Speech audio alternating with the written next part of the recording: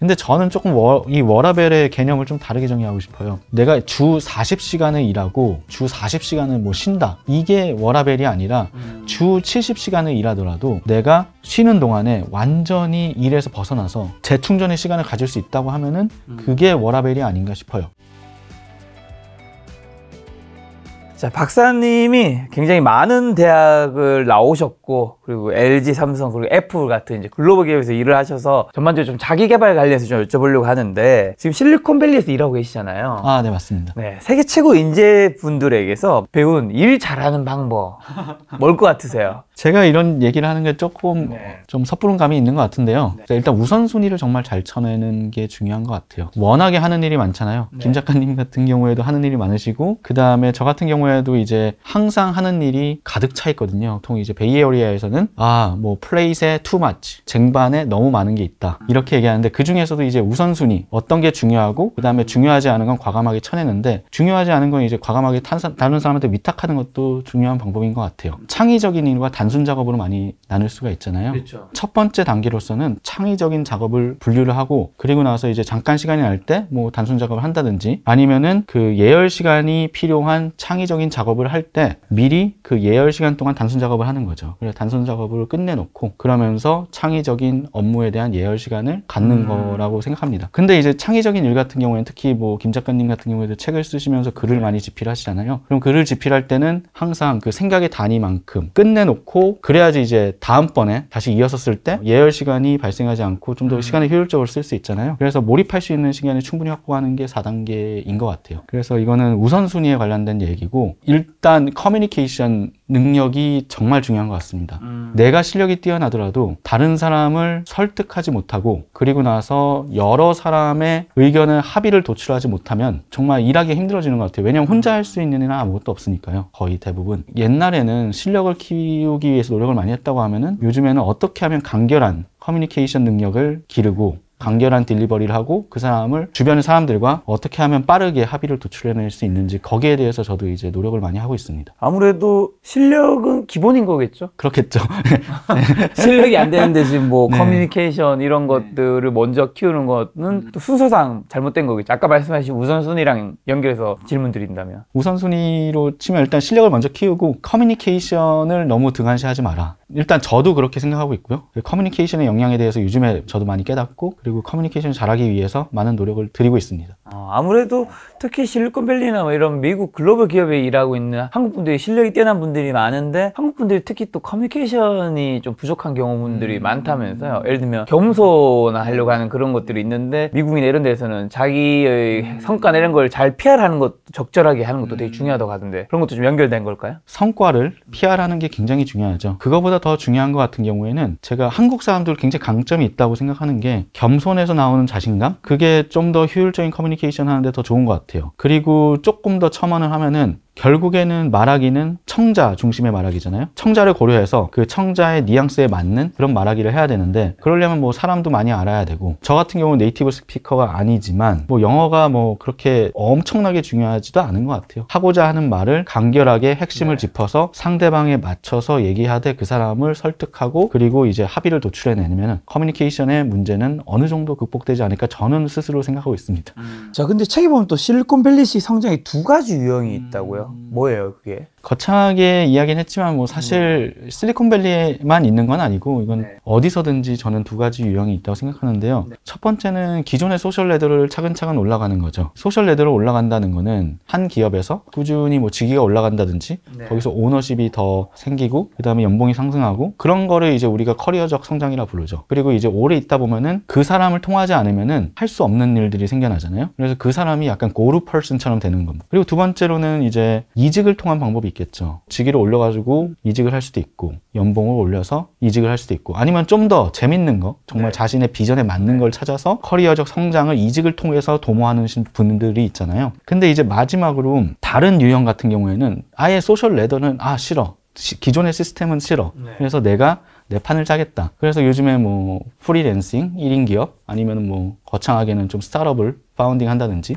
뭐 이런 방법도 있을 것 같습니다. 그래서 책에서 소개를 간단히 해드린 게 줌 창업자인 뭐 에릭 위안의 뭐 스타트업 창업 스토리라든지 저랑 되게 비슷했던 분야를 연구하셨던 그 UC 버클리의 서동진 박사가 일론 머스크의 스타트업인 뉴럴링크에 조인하는 뭐 사례 이런 것들이 새로운 판을 짜는 성장 유형에 속하지 않나 생각합니다. 네. 그 유형에서 각자에게 맞는 걸 좀 선택해야 되는 걸까요? 아, 예, 그렇죠. 근데 아무래도 실리콘밸리 같은 경우에는 교수로 갔다가 이제 대기업으로 갔다가 스타트업으로 갔다 이런 게 되게 자유롭잖아요. 그래서 반드시 하나를 지금 당장 선택할 필요는 없죠. 물론 당장 선택을 하더라도 나중에 또 바꿀 수가 있는 거니까요. 네.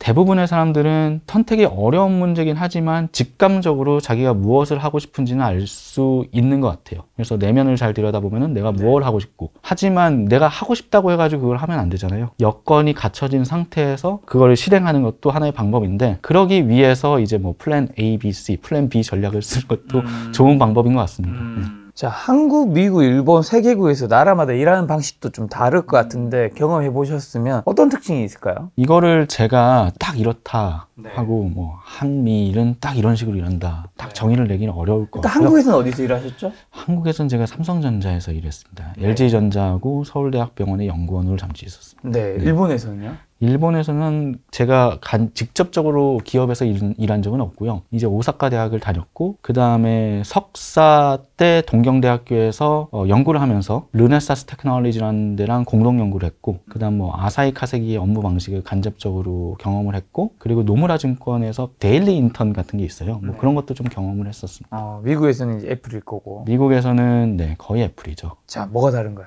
한국하고 일본 같은 경우에는 되게 위계 조직의 성향이 두드러지고요. 그 다음에 이제 미국 같은 경우에 역할 조직의 성향이 두드러진 것 같은데 한국하고 일본의 차이점은 뭐냐? 일본 같은 경우에는 제가 그때도 아사히 카세기 기업을 연구실 단체로 견학을 한 적이 있거든요. 근데 저희 연구 주제가 이제 회로 설계입니다. 반도체 회로 설계. 반도체 회로 설계를 하면은 이 트랜지스터 레벨의 소자를 심볼 레벨로 풀어헤쳐가지고 이거를 막 그림을 그려요. 그리고 나서 심볼 레벨의 물리적 레이어를 풀어헤쳐서 도면을 그린 것을 우리가 레이아웃이라고 부릅니다. 요즘에는 그냥 디스플레이 이런데 레이아웃을 펼쳐놓고 이제 레이아웃 리뷰를 하는데 근데 그 아사히 카세기라는 기업에서는 전지, 엄청 큰 전지에다가 이 레이아웃을 프린트해가지고 요만한 테이블에다가 딱 올려놓고 다 둘러 앉아서 그 레이아웃을 검사하고 있더라고요. 그만큼 일본은 굉장히 아날로그를 사랑하고 그 다음 두 번째로는 그런 회로 설계를 할 때도 소자 하나하나에 집중합니다. 소자 하나를 바꿔서 그거를 통해서 이제 이노베이션 하는데 그만큼 굉장히 꼼꼼하고 디테일에 강하다. 그래서 일본이 소부장이라고 하는 소재, 부품, 장비, 그리고 정밀기계 이런 산업이 발달한 게 아닌가 싶어요. 반면에 한국 같은 경우에는 하나 딱 정하면 위에서 냅다 달리는 경주마 같은 것 같아요. 그렇죠? 그래서 저도 이제 새로운 신규 프로젝트를 했었는데 그때도 정말 빠른 페이스로 움직였던 것 같아요. 생각보다 한국이 굉장히 이노베이션을 많이 신경 쓰는 것 같아요. 뭔가 새로운 거에 대해서 되게 관대하고 뭐 조직의 차이일 수도 있고 팀의 차이일 수도 있지만 한국에 있을 때도 되게 그 특허를 많이 쓸 수 있었거든요. 회사에서 많이 배려를 해줘서 새로운 것을 많이 연구할 수 있게 해줘서 그렇지 않나라는 생각이 들어요. 한마디로 하면 약간 군대 중대 같은 느낌이 있거든요. 한 200~300명이 이제 한 팀이 돼서 쫙 움직이는 이제 미국 기업 같은 경우에는 조금 부족 사회 같은 느낌이 있다. 인디비주얼 컨트리뷰터라는 그 각각의 그 인플로이들이 있는데 이 사람은 한 뭐 5명에서 10명 정도가 한 팀이 되거든요. 그래서 이 팀들이 서로 계속 끊임없이 커뮤니케이션하고 그리고 이제 방향을 앞으로 나가야 될 방향에 대해서 합의를 하면은 그거를 이제 시니어 매니지먼트한테 올려보내죠. 근데 그 시니어 매니지먼트 라인이 약간 우리나라 고구려 시대 때 약간 제가회의 같은 역할을 해서 이 각각의 부적에서 올라온 그런 것들을 전부 다 취합해서 이제 탑다운으로 다시 오더를 내려주면은 그거를 쭉 받아서 다시 또 막 움직이는데 뭐 물의 움직임을 보시면은 한 방향으로 움직이는 것처럼 보여도 랜덤하게 막 움직이잖아요. 회사 자체는 한 방향으로 쫙 움직이는데 안에서 보면은 뭐 하는 건지도 모르겠고 약간 랜덤하게 움직이고 예, 그런 것 같은데 신기하게 되게 성과가 잘 난다. 그 세 가지가 제가 생각했을 때는 이 부분들이 이제 한미일에서 큰 일하는 방식의 차이가 아닌가 싶어요. 당연히 각각의 장단점이 있겠지만 한국 기업이 좀 미국 기업에 뭔가를 하나 정도 좋은 거 가져온다면 뭘 좀 가져와야 될까요? 탄력 근무, 역할 조직이라서 가능한 것 같아요. 위계 조직 같은 경우에는 이제 위에서 이렇게 업무가 딱 떨어지면은 계속 같은 사무실에 있어야지 이렇게 쭉쭉쭉 커뮤니케이션도 하고 그렇죠. 다시 리포트도 하고 이러잖아요. 근데 내가 해야 되는 게 이제 명확하면은 어디에 있어도 일을 할 수 있는 거죠. 그래서 이제 그때 코비드 때 그래서 미국 기업 같은 경우에는 굉장히 재택근무가 잘 보편화됐고 그리고 잘 작용을 했고 그리고 지금도 많은 기업들이 뭐 하이브리드라든지 아니면 재택근무를 유지하는 기업도 꽤 있거든요. 그 이유가 미국 그 엔지니어들이나 이런 사람들이 입사를 할 때 이제 조건을 거는 거죠. 아, 나는 재택근무를 이 정도 하지 않으면은 취업을 안 하겠다. 근데 그게 가능한 게 역할 조직 그리고 가정을 우선하는 문화. 저랑 김 작가님이랑 이렇게 얘기하다가도 애를 픽업해야 돼요. 그러면은 막 뛰쳐나가도 아무도 뭐라 안 합니다. 제가 알기로 미국에서도 이제 코비드 때는 재택을 많이 했는데 재택이 이 업무 효율이라고 해야 될까? 그런 것들이 좀 떨어진 부분이 있어서 많이 이제 복귀시키려고 했는데 그게 싫었던 사람들은 또 회사를 그러면 딴 데 가거나 하는 경우가 많았다고 하는데 둘 다 맞는 얘기예요? 예, 둘 다 맞는 얘기입니다. 네. 어쨌든 사람을 실제로 보고서 얘기하는 게 중요하잖아요. 그 사람과 1대1의 관계를 쌓고 그다음 라포를 형성하고 라포를 형성한 걸 통해 가지고 이제 좀 더 효율적으로 일을 진행할 수 있고 그거는 뭐 한국이나 일본이나 미국이나 다 동일한 것 같아요. 관계를 쌓는다. 항상 오피스에 있으면은 여러 사람들하고 얘기를 하다 보니까 집중을 못 하잖아요. 그래서 요즘은 하이브리드 문화가 대세인 것 같아요. 실제 미팅을 할 때는 인펄슨으로 직접 대면해서 이야기를 하고 내가 집중해야 될 일이 있으면은 뭐 집에서 재택으로 해도 무방하다. 자, 한국과 미국, 일본 3개국에서 5개 명문대 졸업하셨는데 정확하게 어디랑 어디 학과 나오셨고 그렇게 뭐 다양한 대학을 나온 이유가 궁금한데요. 사실 이 5개 학교를 다닌 게 뭐 크게 자랑은 아니잖아요. 아, 저 좋은 대학이니까요. 네, 그래서 뭐 아이스 브레이킹 정도 농담으로 뭐 미국에서도 이렇게 흔한 게 아니니까 야, 나 학교 5개 나왔어 이러면은 도대체 어떻게 5개를 나눌 수 있냐.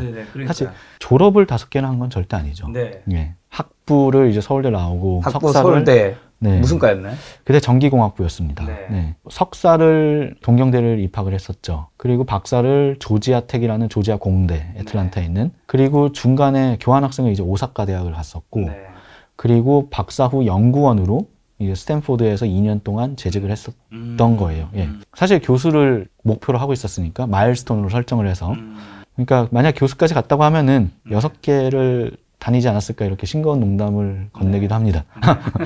근데 왜 굳이 제가 이렇게까지 했나? 아무래도 전형적인 교수를 가는 트랙을 탔던 거죠. 그 중에서도 이제 굳이 한 학교에서 다닐 수 있는데 왜 이렇게 돌아다녔나? 그냥 하다 보니까 그렇게 된 것 같아요. 제가 딱히 막 이렇게 무조건 여기 대학을 나는 학부, 석사, 박사를 서로 다른 3개국에서 해야 되고 그리고 다 다른 학교에서 해야 되고 다 탑스쿨에서 해야 돼. 뭐 이런 건 아니었던 것 같아요.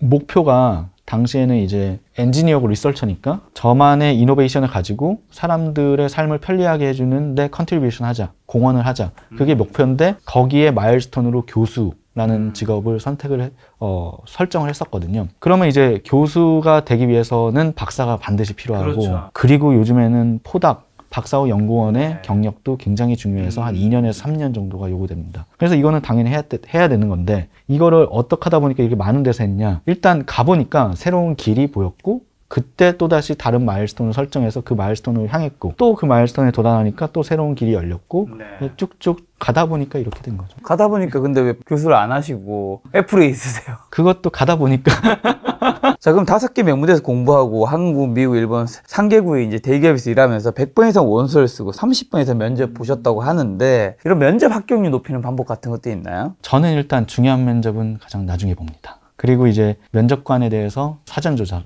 조금 어느 정도 합니다. 모르면 아주 솔직하게 얘기해요. 면접관과 적극적으로 소통하려고 하고 면접은 쌍방이라는 마음가짐을 항상 가지려고 합니다. 면접뿐만 아니라 대부분의 말하기가 되게 청자 중심의 말하기잖아요. 보통 사람들 같은 경우에는 특히 어릴 때, 초짜일 때는 저도 그랬지만 되게 나 자신을 어필하기 위해서 말을 많이 하려고 해요. 내가 이것도 잘하고. 네, 그쵸. 모든 게 그렇지만 이 인터뷰도 면접관 입장에서 생각을 해야 되잖아요. 이 사람이 어떤 사람을 뽑고 싶어 하는지 그에 맞는 저의 역량을 보여주면 되는 거죠. 그래서 이게 이제 면접 합격률을 높이는 아까 말했듯이 면접관에 대해서 미리 알아본다. 사람을 이해해야지 내가 준비를 할 수 있으니까요. 면접관과 적극적으로 소통한다. 어차피 본인이랑 일할 사람을 뽑는 거지 문제를 잘 푸는 사람을 뽑으려는 게 아니잖아요. 그럼 나랑 커뮤니케이션 했을 때 얼마나 잘 맞는지 그리고 모르는 게 나왔을 때 얼마나 나랑 커뮤니케이션 해가면서 그쪽으로 결론을 도달해 나가는지 그 과정을 보게 되는 거죠. 모르면 솔직하게 얘기하는 거 이게 정말 중요한 게 같이 일하는 사람이 신뢰에 문제가 있으면 안 되잖아요. 되게 트랜스페런트 해야 되고 투명해야 되는데 모르는데 자꾸 아는 것처럼 했는데 알고 보니까 나중에 일이 개판이 돼 있고 그러면 좀 힘드니까 이제 모르는 거 솔직하게 말하면서 이제 신뢰를 쌓는 것도 중요한 것 같습니다. 그 면접관 자체도 자기랑 일하는 사람을 찾고 있는 거지만 나도 나랑 비전이 맞는 회사를 찾고 고르고 그런 과정이잖아요. 그러니까 나도 면접 때 이 회사가 나랑 잘 맞을지, 그 다음 이 회사에서 보람을 느낄지, 이 회사의 팀원들과 잘 어우러질지 이런 거를 계속 끊임없이 탐색을 해야 된다는 거죠. 그렇게 하면은 오히려 더 커뮤니케이션이 잘 되고 그리고 면접에서 더 좋은 결과가 나올 수 있다. 그리고 이제 마지막으로 이 모든 게 약간 몸에 체득이 돼야 되고 그래서 연습이 필요한데 그러기 위해서는 여러 가지 면접 과정을 거치는데 처음부터 중요한 걸 하면 안 된다. 그쵸. 나중에 아무래도 확률이 높아질 테니까. 네, 맞습니다. 지금 중요한 면접은 마지막에 그리고 모르는 거 솔직하게 답변하고 면접은 쌍방이니까 적극적 소통해야 한다는 것도 다 이해했는데 면접관에 대한 사전조사 당연히 뭐 출제자가 누군지 아는 거 되게 중요할 것 같은데 그 사전조사를 어떻게 해요? 누가 나올지 사실 모르잖아요. 이게 사실 한국 기업에서는 아직 네. 뭐 공채 문화가 많이 발달하다 보니까 그리고 한국에서는 약간 공정성, 형평성, 약간 수능 출제자 형식으로 생각을 하잖아요. 내가 수능 출제자를 알아도 돼? 안 되죠. 수능 출제자는 알면 안 되죠. 면접 같은 경우는 어차피 그 면접관 자체가 나랑 같이 일할 사람들이잖아요. 나중에 메일을 받으면은 누가 인터뷰할지 다 나옵니다. 네. 그때 뭐 이제 링크드인이라든지 찾아서 이 사람이 과거에 어떤 일을 했고 그다음 막 박사를 했으면 박사의 그 논문 주제는 뭐고 이게 사람이기 때문에 본인이 잘 아는 걸 물어볼 수밖에 없습니다. 면접 때 어떻게 보면 라포를 형성하기 위해서 그런 부분도 있을 수 있겠네요. 그런 것도 있죠. 한국 기업에서는 아직 좀 해당이 안 되겠네. 한국은 그런 거 안 알려주니까. 근데 이제 공채 문화를 아직 가진 기업 같은 경우에는 네. 쉽지 않을 수 있는데 진짜 요즘 스타트업 붐이잖아요. 그러면은 누가 나올지 쉽게 알 수 있죠. 스타트업 같은 경우에는 이 창업자랑 대화를 하겠구나. 직원분과 얘기하겠구나. 네. 예를 들면 한국 기업에서도 뭐 면접에 1차 면접이 뭐 실무진 면접이고 2차 면접이 임원 면접이면 그 임원과 아니면 실무진 팀장들이 좀 어떤 생각을 하는지 유추해서 뭔가 답변하는 것도 좀 도움이 되겠죠. 자, 아무래도 세계 최고의 인재들과 치열하게 경쟁하면 사실 압박감도 많이 느꼈을 것 같은데 어떻게 좀 마음 다스렸는지 이 경쟁에 대한 부담 느끼는 분들이 굉장히 좀 많더라고요. 예를 들면 저도 테니스 치는데 사실 저는 이제 아마추어잖아요. 그럼 막 지인들이랑 막 치고 여기서 사실 지고 이기고 우리 인생에 아무런 피해가 없잖아요. 근데도 경기를 하면 시합을 하면 싫어하거나 시합이나 이런 점수 내기나 이런 것들에 대해서 부담을 느끼는 친구들이 있더라고요. 근데 세계 최고의 그 글로벌 기업에서는 얼마나 그 인재들이 뛰어나고 하니까 특히나 해외는 이 해고가 되게 쉽잖아요. 그리고 압박감 어떻게 떨쳐내나요? 키 테이크어웨이를 하나만 말하면은 그래서 플랜 B가 필요한 겁니다. 플랜 B요. 이 책 제목처럼. 네, 그렇습니다. 어떤 의미예요? 뭐 영화 타짜에서 보면은 약간 쫄리면 돼지시든가 뭐 이런 말이 있잖아요. 좀 속된 말로 정말 말 그대로 쫄리면은 이 과감한 선택을 못 한다는 거죠. 그렇죠. 내가 플랜 B가 있으면 뭐 자르든가 뭐 하든가. 그렇죠. 약간 뭐 그런 마인드셋이죠. 네. 그래서 그게 중요하고 그리고 아까 테니스 말씀하셨잖아요. 네네. 테니스 말씀하셨을 때도 이게 기초 체력이 되게 중요하잖아요. 맞아, 물론 너무 중요해. 네. 기초 체력이 없는데 막 이렇게 뭐 스트로크가 세게 나올 수 있거나 스트로크. 네. 그다음에 서브가 세게 나오거나 풋워크가 빠르게 된다든지 그게 안 되잖아요. 그러니까 체력을 갖추는 게 정말 중요하겠죠. 네. 그게 이제 기업에서의 체력이라면 실력인 거겠죠. 그것도 그렇고 정말 피지컬한 체력도 중요한 것 같습니다. 체력. 하루 종일 일해야 되는데 막 밤에도 일해야 되고 있고 가끔 필요할 때는요. 근데 체력이 안 돼가지고 맨날 졸려요. 네. 그러면 이제 조급해지겠죠. 하지만 내 체력이 되니까 나중에 하지. 그렇게 되면 조급해지지 않을 수 있잖아요. 네. 그런 것도 있고. 근데 지금 플랜 B 말씀해 주셔서 이 책에서 내 인생 최고의 선택은 언제나 플랜 B였다라는 문장이 있던데 그럼 플랜 B 전략이 내가 여기 있는데 뭐 다른 선택지 있으면 괜찮아 B 뭐 이런 건 아닐 거잖아요. 플랜 B 전략이라는 게 뭐고 왜 플랜 B를 세우는 게 좀 중요할까요? 플랜 A 같은 경우에는 본인이 바라는 이상일 가능성이 굉장히 높습니다. 현실적인 데이터를 반영하지 않고 막연하게 그게 플랜 A일 가능성이 높은 것 같아요. 한마디로 이거죠. 그러니까 어렸을 때 보면은 너 꿈이 뭐야? 그러면은 나는 경찰관이 되고 싶어, 나는 뭐 연예인이 되고 싶어, 교수가 되고 싶어, 변호사가 되고 싶어 이렇게 얘기하잖아요. 근데 사실 그 꿈이 거기서 말하는 꿈은 직업일 뿐이지 그 인생의 목표는 아니잖아요. 오히려 약간 세계 평화를 하고 싶어 이런 게 더 인생 목표에 가깝고 그러니까 제가 이 말씀을 드리는 이유는 되게 현실이 반영이 안 된 목표가 마일스톤이 플랜 A에 가까울 수가 있다. 하지만 플랜 B는 실패를 경험한 거를 바탕으로 경험 데이터를 쌓아서 마일스톤을 설정한 게 이제 플랜 B가 될 가능성이 높다. 그러다 보니까 현실이 많이 반영이 돼 있고 그다음 과거의 그 경험치가 많이 반영이 돼 있다 보니까 좀 더 나은 통찰력을 가진 선택지가 플랜 B가 될 가능성이 높다라는 말씀을 드리고 싶었던 겁니다. 네. 그런 부분에서 꼭 플랜 B가 좀 필요한 거군요. 자, 그러면 플랜 B, C 세우는 것도 사실 중요하지만 어느 것을 언제 선택할지 판단하는 것도 중요하잖아요. 이 판단이라는 것도 예를 들면 사랑도 타이밍이라는 게 있듯이 이때는 잡을 수 있는 사람이 이때는 못 잡고 이때는 못 잡는 사람이 저 때는 잡을 수 있는 것처럼 선택 잘하는 방법이 있는지랑 그리고 가장 나쁜 선택은 뭘까요? 사실 저 같은 경우도 이제 어제까지 카톡 대화명이 뭐였냐면 오늘의 선택들이 모여 미래의 내가 된다. 멋있는 말이네요. 그러니까 저는 선택이 너무 중요하다 생각하거든요. 이게 미래의 나를 그냥 만드는 하나의 조각. 저도 동의합니다. 저도 이제 다양한 학교를 다니고 막 다양한 회사를 다니고 여러 나라를 돌아다니면서 정말 뛰어난 사람들을 많이 만났잖아요. 그쵸? 네. 지능이 높은 사람들이 반드시 잘된 선택을 하는 건 아닌 것 같아요. 맞아요. 그리고 저는 오히려 똑똑한 사람은 지능이 높은 사람이 아니라 선택을 잘하는 사람이다. 오, 멋진 말이다. 그래요? 감사합니다. 네. 근데 옛날에 영어 학원 같은 데 다녀보면 막 스네이크 레더 있잖아요. 네. 이렇게 뭐 몇 걸음 가면은 사다리로 올라가고 그 다음 몇 걸음 가면은 뱀 타고 이렇게 뚝 떨어지고 네, 김 작가님께서 말씀해 주셨듯이 오늘의 선택이 미래의 나를 만든다. 이게 모이는 거죠. 그러니까 한마디로 내 인생의 목표가 있는데 그럼 마일스톤 달성하고 그 다음에 또 여기 마일스톤 달성하는데 이 마일스톤의 선택지가 여러 개가 있을 거 아니에요. 이때마다 어떤 선택을 하느냐에 따라 가지고 내가 진짜 돌아가느냐 진짜 앞으로 직진해서 가느냐 아니면 목표에 도달을 하느냐 못하느냐가 결정된다는 거죠. 그래서 저는 전적으로 동의합니다. 네. 가장 나쁜 선택은 뭘까요? 뭐 나쁜 선택이라고 하긴 좀 애매한데 뭐 이게 좋은 선택일 수도 있습니다. 왜냐하면 잘 먹고 잘 살면 되니까 행복하면 되잖아요. 근데 대부분의 사람들은 인정 욕구가 많아서 타인의 시선에 따라 가지고 내가 진짜 원하는 걸 하는 게 아니라 남들한테 잘 보이기 위해 선택을 하는 경우가 많은 것 같아요. 그래서 그런 거 같은 경우에는 좀 지양하는 편입니다. 네. 당신이 경계해야 되는 건 틀린 선택이 아니라 아무것도 선택하지 않는 것이 어떤 얘기예요?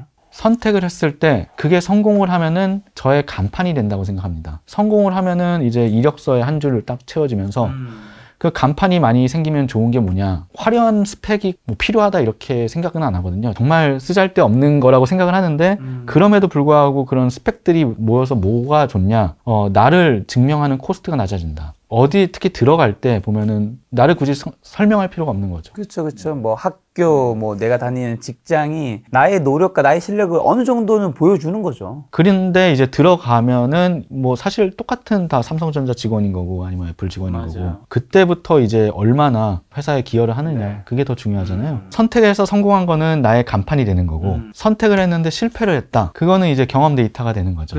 실패가 두렵더라도 하는 게 좋다. 간판이 되든 내 경험이 되든 둘 중 하나는 되니까. 네, 맞습니다. 네. 선택은 어쨌든 내가 고민된다라는 거는 이 둘 다가 정답이 될 때 고민하는 거잖아요, 솔직히. 그렇죠. A가 B가 있는데 A가 확실해. 그럼 고민하지 않죠. 그냥 이걸 선택하는 거지. 근데 이게 두 개가 고민될 때 뭐 선택해야 되지? 고민되는데 이렇게 한단 말이죠. 이 선택 어떻게 하면 좀 잘할까요? 뭘 선택해야 되는 걸까요? 제가 진짜 선택을 계속 완벽하게 잘했으면은 다른 사람이 돼 있었겠죠. 더 좋은 사람 되었겠지. 네. 누구나. 그쵸. 근데 선택을 잘하는 게 정말 그 어떤 기준을 가지고 선택을 잘하느냐, 그걸 따지는 게 중요한 것 같은데요. 제가 말하는 여기 선택은 단순히 사회적인 직위라든지 지위라든지 사회에서 말하는 성장, 그런 거보다도 내가 내 비전에 얼마나 얼라인이 됐고 내 비전을 향해서 얼마나 더 가깝게 가느냐, 그거를 저는 좀 더 성장에 가깝다고 생각하는, 제가 말하는 성장에, 사람들이 아까도 얘기했지만 약간 인정 욕구가 있잖아요. 남들의 시선에 신경을 쓰다 보니까 남들이 좋아하는 더 좋은 선택을 하게 되는데, 뭐 스티브 잡스가 그 전에 한번 제 인상 깊게 들은 거 중에서 그 스탠포드 졸업식 연설에서 이런 말을 한 적이 있거든요. 근데 제가 다 외우진 못해서 여기 있는 걸 좀 읽어보면은 Have the courage to follow your heart and intuition. They somehow already know what you truly want to become. Everything else is secondary. 우리는 직감적으로 무엇을 하고 싶은지 알고 있다는 거죠. 아니까 자신의 내면을 좀 더 들여다보고 자기를 철저하게 객관화해서 스왓 분석이라든지 그 자기 분석을 통해서 내가 무엇을 하고 싶은지 알면은 그게 딱 인생의 골이 되잖아요. 거기에 좀 더 가까워질 수 있는 선택을 하게 되면은 그게 좋은 선택이 아닌가 싶습니다. 내가 뭐가 정답인지 알고 있다는 거죠, 나의 기준에서는. 그렇죠. 자, 지금 새해 지난 지 얼마 안 됐으니까 새해 목표 많은 분들 세울 텐데, 뭐든 처음에 거창한 목표 세웠다가 얼마 못 가 실패하고 결국 포기하는 경우가 되게 많잖아요. 있잖아요. 저도 뭐 예전에 그랬는데 목표를 세우고 이뤄나가는 방법. 어떻게 보면 인생에서 가장 중요한 자기 개발에서의 메시지 중 하나겠죠. 질문이고. 뭘까요? 저는 일단 그 삶에서의 목표는 정말 내가 80살, 뭐 90살, 나중에 정말 인생에서의 목표, 정말 원대한 골, 이걸 목표라고 생각하고요. 그러니까 한마디로 이 목표가 잘못 사용된다고 생각해요. 제가 여기서 말하는 목표는 마일스톤에 가깝다고 생각합니다. 이정표. 저 같은 경우에는 뭐 제가 무슨 발명한 그 이노베이션이라든지 그런 제품을 가지고 이제 좀 더 사람들의 삶을 편리하게 만드는 데 공헌하고 싶다는 게 저희 인생 목표거든요. 그리고 이제 삶에서의 목표는 좀 아무래도 이제 좀 더 사랑을 많이 베풀고 그 다음에 좀 더 사랑을 많이 받는 그런 사람이 되고 싶다는 게 저희 삶에서의 목표인데, 그러기 위해서 각각의 필요한 마일스톤들이 있잖아요. 그게 여기서 말하는 목표 같아요. 새해에서 말하는 목표. 그러면 이 마일스톤을 세웠으면은 거기에 맞는 이제 또 세부적인 또 플랜을 세워야겠죠. 그렇죠. 예, 거기서 이제 보통 흔히 이제 미국 기업에서는 그거를 넥스트 스텝이 있고 그 넥스트 스텝에다가 각각별로 체크 포인트가 있어요. CP라고. 예, 그걸 하나씩 이제 체크해 가면서 이제 골, 그 마일스톤에 도달했는지를 체크하면 될 것 같아요. 굳이 그 마일스톤이 달성하지 못했더라도 저는 괜찮은 것 같은 게, 왜냐면 다른 마일스톤이 있잖아요. 이 마일스톤은 플랜 A, 이 마일스톤은 플랜 B. 저 같은 경우에는 매일매일 아침에 일어나서 조깅을 하자. 그런 마일스톤을 하나 세웠는데, 플랜을. 근데 사실 바쁘다 보면 그다음 몸도 안 좋을 수도 있고, 그럼 매일 뭘 못할 때도 있잖아요. 근데 내가 이 매일매일 뛰는 이유를 생각해 보면, 첫 번째는 하루를 활기차게 시작할 수 있고, 그 다음에 오늘 하루의 나의 훌륭함을 발견함으로써 좀 더 이제 나를 칭찬해주고 약간 좀 더 자신감을 가질 수 있고, 그 다음 세 번째로는 아무래도 체력이 좀 딸리잖아요. 그러니까 체력을 기르기 위한 건데, 이 체력을 기르기 위한 건 사실 매일 운동을 안 해도 괜찮다. 오히려 연구 결과에 따르면 뭐 일주일에 한 3-4번 하는 게 더 낫다고 하잖아요. 네. 그런 식으로 봤을 때 어차피 이 마일스톤을 반드시 이룰 필요는 없는 것 같다. 말씀하신 거에서 생각나는 게, 어떻게 보면 목표란 성공이라는 게 있으면, A라는 뭐가 있으면 그거를 이룰 수 있는 그 초석들이 있잖아요.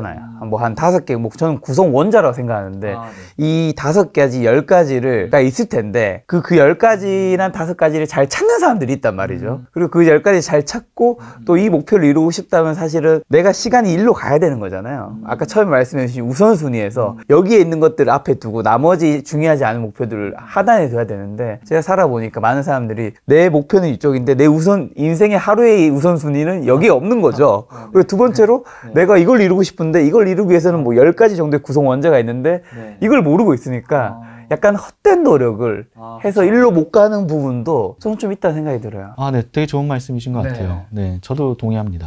네. 네, 정말 딱 확실하게 동의해서 더 이상 할 말이 없네요.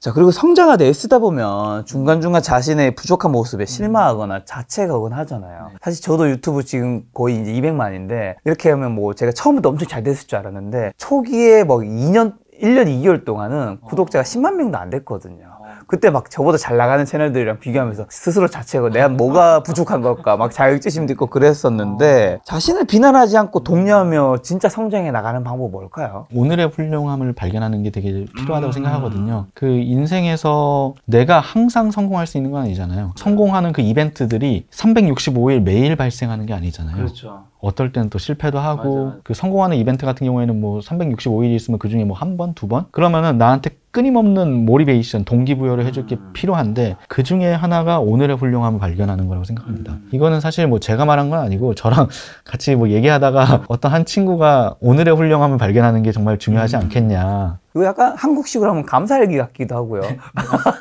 다이어리만 쓰는 거죠. 네. 네. 그 전에 한번 미 장성이 한번 얘기한 적이 있는 것 같아요. 비슷한 거를. 군인들이 이제 벙커 접는다고 하죠. 이불을 잘 개서. 그거부터 시작을 해야지 하루가 처음에 이 태스크를, 업무를 맞아. 잘 완료했기 때문에. 네. 그래서 제가 하고 있는 게 하나가 아침 운동.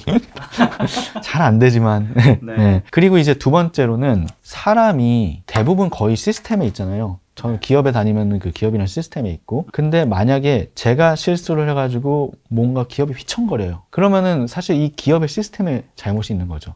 이 사람이 한 명이 뭔가 잘못했다고 해서 기업이 휘청거린다. 그럼 기업의 시스템의 문제니까 그건 나를 자책하는 게 아니라 그 시스템을 개선하는 방안을 고려해 봐야 되는 거라고 생각합니다. 자신이 힘들 때마다 이제 자신의 오늘 훌륭함을 찾는 그런 것들은 뭐 메모장에 쓰시나요? 직접 하시나요? 아, 저요? J가 아니라서요. 좀 파워 P입니다. 추천하지만 본인은 하고 있진 않은. 아, 그냥 머릿속으로 생각하면 되는 거죠. 아, 알겠습니다. 투자 컨설턴트, 회계사, 변호사, 대학 교수도 화려한 직업을 예전에 쫓으셨다고 들었는데 타이니 시스나에서 벗어나 내가 진짜 원하는 진로 찾는 방법은 뭘까요? 솔직히 저는 한국에서 제 주변의 지인들도 많은 사람들이 30대, 40대까지도 자기 진로를 굉장히 많은 분들이 고민하세요. 아, 난 뭐 해먹고 살지? 내가 이게 진짜 좋아하는 게 맞나? 고민 많이 하더라고요. 네. 예전 같은 경우에는 딱 한 번 직업을 딱 정하면은 그다음부터 쭉 가야 된다. 이런 거 그렇죠. 있었잖아요. 그런 시대였죠. 근데 뭐 김 작가님도 그러시지만 많은 사람들이 요즘에는 트렌드가 바뀌어서 맞아요. 하나만 하지 않잖아요. 네. 그런 의미에서 뭐 진로를 딱 하나를 고정해서 해야 된다는 건 아닌 것 같고요. 저도 이제 어렸으니까 남들이 좋다고 하는 거, 그래서 그런 걸 많이 따라갔던 것 같아요. 뭐 투자은행, 아 멋있잖아요. 멋있죠. 네, 컨설턴트 멋있잖아요. 멋있다. 근데 실제로 들어가 보면은 밖에서 보면 희극인데 안에서 보면 비극이다. 안에서 네. 그분도 네. 힘들어요. 그쵸, 힘들죠. 네, 물론 다 좋은 직업이고 다 거기서 보람을 얻을 수 있는데 일단 제가 생각하는 저의 비전과는 좀 다르다. 그래서 저는 사실 컨설팅 준비할 때 이거를 많이 배웠습니다. 컨설팅 준비를 하면은 제일 처음에 항상 물어보는 게 너의 얼티밋 커리어 골 같은 게 뭐냐? 궁극적인 커리어 목표가 뭐냐? 근데 한 번도 생각해 본 적이 없는 거죠, 제가. 막상 나 투자 은행에 들어가고 싶어, 컨설턴트 되고 싶어 이랬는데 정말로 뭐가 되고 싶다는 있지만 나의 얼티밋 커리어 골을 한 번도 생각해 본 적이 없는 거예요. 그걸 찾기 위해서 스스로를 잘 알아야 되잖아요. 네. 그래서 저는 이제 자기 객관화. 자기 객관화. 네. 되게 중요하죠. 그쵸. 저 너무 중요하다고 생각합니다. 아, 그렇습니다. 진심. 네. 그 기술이 뭐죠? 자기 객관화를 가장 잘하는 사람은 사실 성인 현자분들이죠. 그렇지 않나요? 맹자, 그렇죠. 공자분들. 나를 투영하는 거울이 없더라도 스스로의 내면을 잘 보기 때문에 나를 객관화를 잘하는데 저 같은 일반 사람 같은 경우에는 나랑 가장 친한 친구 아니면 연인, 이 연인을 통해서 많이 보는 것 같아요. 그러니까 남자들은 나쁜 버릇을 갖다가 이제 여자친구를 통해서 많이 고친다고 하잖아요. 그게 왜 그러냐면 여자친구는 가장 가까이 있는 존재고 나를 매일 봐줄 수 있는 존재이기 때문에 그렇다고 생각합니다. 그래서 결과적으로는 나의 객관화를 하기 위해서는 주변에 있는 지인을 거울 삼아서 나의 행동을 바라봐야 된다. 네. 그리고 이제 또 SWOT 어널리시스, 수합 분석, 나의 강점, 약점, 위협, 기회 뭐 이런 것들 4분면에 쭉 적어보는 거죠. 미국에서 보면은 뭐 한국도 그렇지만 매년마다 자기 평가를 하잖아요. 그 자기 평가하는 거를 이제 쭉 스스로 한번 리스트업을 해보고 그리고 이제 피어 리뷰도 받아보고 그런 걸 토대로 이제 자기 객관화를 해보면 좋을 것 같아요. 자기 객관에서 지금 주변 지인이라든가 SWT라든 자기 평가 외에 또 중요한 게 있을까요? 저는 사실은 자기 객관에서 가장 중요한 거는 그냥 수용성이라고 생각하거든요. 왜냐하면 이 객관화가 되려면 자기 어쨌든 뭐 치부든 단점이든 이런 거를 누가 얘기하거나 하면 받아들여야 되는데 다 이제 자기 방어 기제라는 게 있으니까 다 튕겨내다 보니까 저는 사람이 발전하기가 쉽지 않은 것 같다 이런 생각 많이 하거든요. 아주 저는 동감하는 바입니다. 자존감이 높으면 여유가 있잖아요. 그러니까 사실 그런 피드백을 잘 받아들이는데 그렇지 않고 마음의 여유가 없다고 하면 피드백을 잘 못 받아들이게 되죠. 말씀하신 대로. 되게 오픈마인디드, 자기 객관화의 핵심적인 요소 중 하나라고 저도 생각합니다. 근데 그러려면은 여러 가지 트레이닝이 필요하다. 그게 하나가 이제 자존감을 높이는 거고 마음의 여유를 갖는 거. 그리고 너무 나의 호불호를 너무 갖지 않는 거. 호불호가 있으면 좋아요. 왜냐면 선택이 빨라지니까. 하지만 다른 오퍼튜니티를 미싱할 수 있는 거죠. 고집과 가치관이 크게 다른 이유 중 하나는 가치관은 내 인생의 목표이기 때문에 변하지 않아야 되는 건 확실한데 상대방의 의견을 수용을 해가지고 얘를 더 좋은 방향의 가치관으로 디벨롭하는 건 가능하다는 거죠. 근데 고집은 상대방의 말을 안 듣는 거죠. 왜냐면 저는 항상 이런 거 느끼는 게 저한테 이제 제가 책도 내고 유튜브도 하다 보니까 유튜브든 여러 가지 저한테 많이 물어볼 거잖아요. 제가 피드백을 잘 안 하거든요. 왜냐하면 제가 많이 해봤어요. 안 들어. 말을 잘 안 들어. 그러다 보니까 이게 누군가의 조언을 듣는 것보다 힘든 거는 내 자신을 바꾸는 게 너무 힘들구나. 그러니까 어떤 사람이 어떤 선택을 하거나 하는 거는 그 사람이 살아온 패턴이란가 여러 가지 그 습관이 뭐가 있는 거잖아요. 근데 그게 옳든 틀리든 보통은 계속 비슷한 걸 선택한단 말이에요. 그러다 보니까 다른 걸 제시해도 그 맞는 거를 선택을 잘 못 하더라고요. 그러니까 이제 기회를 많이 놓치는 거죠. 만약에 이제 김 작가님께서 그런 어떤 피드백을 줬다, 코멘트를 했다. 그럼 내 자체적으로 한번 테스트를 해볼 수가 있거든요. 그러니까요. 맞아. 반드시 그걸 선택해가지고 이거를 김 작가님이 말씀한 대로 해봐야지 이런 게 아니라 그냥 트라이얼 런은 한번 해보는 겁니다. 간단하게 돌다리를 두드려 보는 거죠. 이게 맞는 길인지. 맞아. 네. 맞으면 김 작가님의 말이 맞는 방향이네? 그럼 그때 실행을 하면 되는 거죠. 맞아. 저도 저번에 누가 저한테 뭐 글 같은 거를 피드백을 요청한 거예요. 그래서 제가 어떻게 하라 했어요. 그러니까 그분이 아닌 것 같은데? 난 이게 더 맞는 것 같은데? 자기 스타일이 있잖아요. 자기만의 필체란 게 있고 할 테니까 뭐 글을 쓰는 방식이라든가. 그래서 제가 글 다르게 쓴다 해서 세상 누구도 지금 보는 거 아니고 돈 나가는 것도 뭐도 아닌데 다르게 한번 써보고 그 A와 B 선택지를 네 주변 사람들한테 한번 물어봐봐. 어느 게 나은지, 뭘 선택하는지. 변화된 글도 또 너의 글이야. 지금까지 네가 쓴 글의 방식은 아닐지 몰라도 했는데 그래서 이제 A, B가 딱 B가 새로 나온 거죠. 여기서 말한 플랜 B 같은 게 새로 나온 거야. 근데 주변 사람들한테 물어봤더니 10명이면 10명 다 B를 선택하는 거야. 그리고 본인도 봤더니 B가 더 나은 것 같다고 하는 거야. B를 본인이 만들기도 전에 이건 아닌 것 같아 하면서 사람들은 안 만들고 안 본다라는 거죠. 막상 만드는 노력이라도 해서 주변 사람들 평가도 받아보고 본인도 같이 비교해보면 뭔가 좀 더 객관적으로 될 수 있는 부분도 좀 그때 좀 느껴지더라고요. 이게 본인이 두 눈으로 다 봐야 되는 거네, 양쪽을. 약간 군중 심리는 경계해야 되지만 되게 이게 모든 사람들이 객관적으로 그쵸. 다 좋다는 거는 그 이유가 있으니까 맞아요. 그 이유에 대해서 한번 곰곰이 생각해 보는 게 좋은 것 같습니다. 네. 직장인분들 퇴근만 하면 시체가 되는 분들 굉장히 많은데 제 주변에도 실제로 있고요. 아침마다 그리고 출근하기 싫은 직장인분들 많단 말이죠. 저도 막 엄청 출근하고 싶을 것 같지는 않은데 그래도 출근하기 엄청 싫은 거는 저는 좀 바꾸는 게 필요하다 생각하거든요. 이런 거 좀 어떻게 하면 바꿀 수 있을까요? 출근하기 싫은 거랑 이제 퇴근해가지고 시체가 되는 건 좀 다른 것 같긴 한데 일단 퇴근해서 시체가 되는 거는 뭐 여러 가지 이유가 있겠죠. 정말 힘들었던 거죠. 근데 어떻게 보면은 내가 그만큼 일에 몰두를 해서 집에 들어오면 이제 지쳤다. 근데 그때는 뭐 아무것도 안 해도 상관없죠. 왜 굳이 뭐 할 필요는 없잖아요. 일을 열심히 한 거니까. 네. 그냥 그날을 칭찬해주고 나 오늘 일 열심히 했다. 좀 쉬어도 되는 것 같아요. 근데 아마 앞에 질문과 뒤에 질문 이어지는 공통점 중 하나는 말씀하신 경우도 있겠지만 내가 가기 싫은 곳에 가서 하루 종일 일을 하고 왔더니 더 힘들고 아침에 출근하기 싫은 거죠. 주말이 지나고 나면 월요병이라고 하잖아요. 그런 거. 네. 근데 일요일날 일하면은 사실 월요일날 회사 가도 빨리 회사 가서 빨리 일 처리해야지 이런 생각이 좀 더 들잖아요. 이거 몰입을 경험하냐 안 하느냐가 좀 다른 것 같은데요. 저는 그 서울대학교의 그 황농문 교수님이 몰입 그 쓰셨잖아요. 저는 되게 감명 깊게 읽었고. 여기 나오셨습니다. 아, 그러셨어요? 네. 저는 그래서 그 몰입, 감명 깊게 읽었고, 실제로 경험한 적도 회사 일을 하면서 많고, 그리고 이제 박사과정 하면서도 많고, 그 몰입을 경험하게 되면은 이제 내가 회사에 출근하기 싫다. 이런 게 많이 없어질 것 같아요. 그리고 확실한 목표가 있고, 확실한 동기부여가 있다고 하면은 그런 게 없어지지 않을까 싶어요. 물론 저도 나가기 싫을 때 가끔 있죠. 그럴 때는 이제 아침에 운동합니다. 운동하면 좀 나아지나요? 저는 이불 개는 거는 잘 못하겠더라고요. 네, 운동을 하면은 그래도 좀 활기차고, 오늘 딱 그 운동했으니까 그 다음 뭐냐, 가서 일하면 되겠다. 한국 사회에서도 이제 몇 년 전부터 워라밸이라는 단어 많이 들리잖아요. 결국 이제 일과 삶의 균형 같은 건데, 저는 사실은 지금은 되게 잘 맞추고 있어요. 근데 저희가 생각하는 워라밸은 젊은 시절에 20대, 30대 이때 너무 워라밸을 찾다 보면 40대, 50대, 60대 때도 워라밸을 찾아야 되는 것 같아요. 그래서 저는 어떻게 보면 체력이 있고 내 역량과 연봉을 올려야 되는 시즌이 20대, 30대, 40대까지인 거잖아요. 그때는 최대한 어느 정도 월을 좀 더 높이고, 왜냐면 완벽하게 처음부터 워라밸을 맞춰서 평생 살아가면 좋겠지만 내가 부잣집에서 태어난 자식이 아닌데 그럴 수가 없잖아요. 그럼 처음에는 어쨌든 내가 내 몸값을 올리든 뭘 올리려면 월을 높여야지 이게 높아지는 거니까 그러면서 이제 조금씩 밸런스를 맞춰가는 게 아닐까. 아무래도 이제 10대 때 공부를 열심히 하면 이제 좋은 대학을 가고 좋은 대학교를 졸업해가지고 열심히 공부를 하면 또 좋은 직장을 가고 그게 20대 준비한 게 30대에 발현되고 30대에 준비한 게 40대에 발현되는 건 맞는데 근데 저는 조금 이 워라밸의 개념을 좀 다르게 정의하고 싶어요. 왜냐면은 제가 이제 전에 한번 스탠포드에서 줌 창업자인 에릭 위안이라는 분을 만난 적이 있어요. 실제로요? 네. 친분이 있는 건 아니고 이제 실리콘밸리에 있으면 가끔 그런 종종 기회가 옵니다.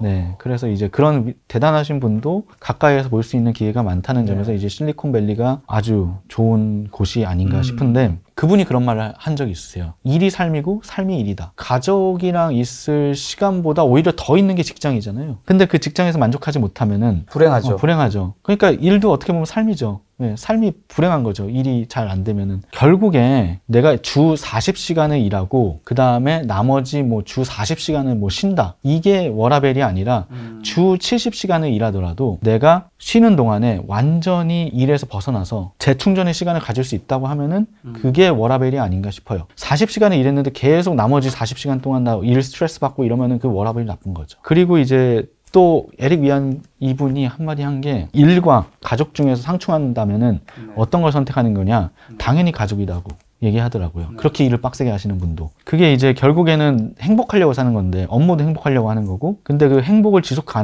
가능하기 위해서는 일단 가족이 행복해야 된다는 거죠. 그렇죠. 그런 면에서 이제 저는 그 워라밸의 정의를 조금 바꿔야 되지 않을까 싶어요. 네.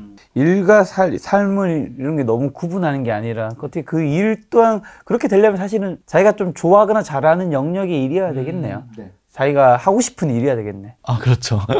그게 되면 사실은 일이 막 하기 싫은 일이 아니다 보니까 그리고 막 일과 삶을 약간 구분 안 하려고 하잖아요. 그래서 그것도 이제 선택의 문제로 또 넘어가는 거죠. 그래서 이제 좀 더 좋은 선택을 하고, 그리고 나의 내면을 바라보고, 그래야지 이제 내가 진정으로 원하는 선택을 할 수 있고. 근데 또 이제 혹자는 나는 선택의 여지가 없었어. 근데 사실 선택의 여지가 없었다고 하면은 대부분은 트라이를 안 해본 거. 자, 박사님이 이제 30대 후반이신데 박사님도 20대, 30대 방황하는 시절이 있으셨을 텐데 방황하는 20대, 30대 청년분들에게 꼭 뭔가 해주고 싶은 마지막 메시지 같은 게 있을까요? 사실 제가 뭐 사회적으로 되게 큰 성공을 거둔 것도 아니고, 그리고 나서 설사 제가 정말 잘 나가는 사람이라고 하더라도 제 인생의 방정식이 그 사람한테 딱 적용되는 게 아니잖아요. 혹시라도 이 책을 읽으시는 분들 같은 경우에는 15년 가까이를 여러 군데를 떠돌아다니면서 이제 한 사람의 그냥 재밌는 소설책 같은 느낌으로 읽어주시면 좋겠고요. 그리고 저도 사실 제일 처음에 실리콘밸리에 막연하게 가서 일하고 싶다고 생각한 건 처음에 2008년에 군대 마치고 그 글로벌 탤런트 프로그램으로 한번 여기 왔던 때예요. 근데 그때 당시 진짜 무모했던 게 프리젠테이션을 다 하고 인턴십을 잡으려고 했는데 인턴한테